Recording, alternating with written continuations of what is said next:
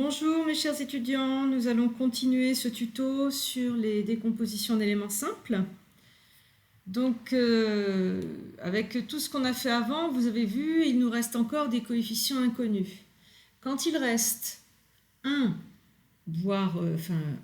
ou deux coefficients inconnus, éventuellement trois, mais c'est rare. Donc je répète, un ou deux.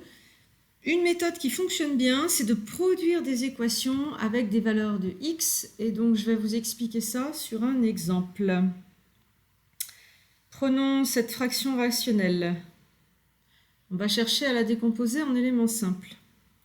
Alors pour commencer, on l'observe. La partie entière, c'est par ça qu'on commence, elle est nulle, puisque le degré du numérateur est strictement inférieur au degré du dénominateur. Donc ça, il suffit de le dire. Pour continuer notre décomposition, on regarde le dénominateur et on regarde s'il est prêt pour la décomposition, c'est-à-dire s'il est factorisé de façon primaire. X est de degré 1, c'est un polynôme premier, x plus 5, même chose.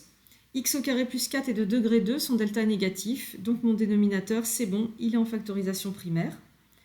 Et je suis donc capable de dire qu'il existe A, B, alpha, bêta des réels, qui sont même uniques, et f de x peut se reformuler en a sur x plus b sur x plus 5, les éléments simples de première espèce associés ici au polynôme premier, et le alpha x plus bêta sur x au carré plus 4.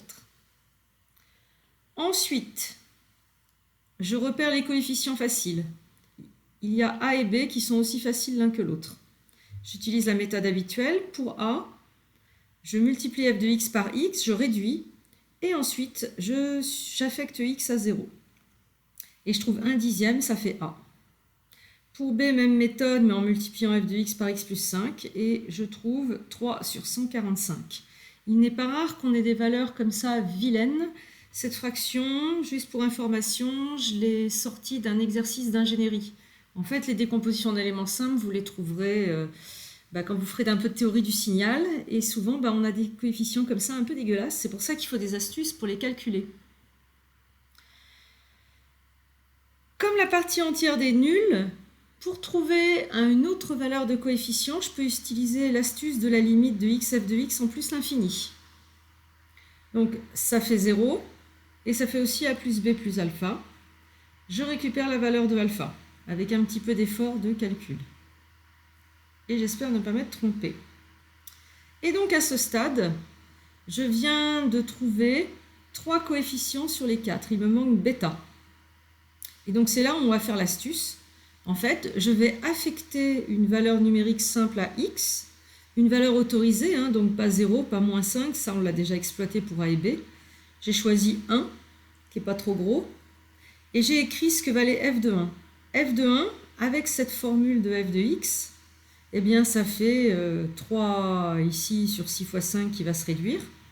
Et f de 1, en utilisant ce qui est là, eh bien, je récupère cette addition avec bêta qui apparaît. Et donc, j'obtiens finalement une équation où l'inconnu est bêta. Je n'ai plus qu'à résoudre.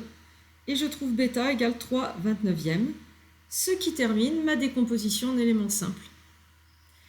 Je vous propose de vous entraîner avec ces deux fractions, il n'y en a que deux, pardon. Et puis on se retrouve dans la vidéo suivante pour commenter la correction.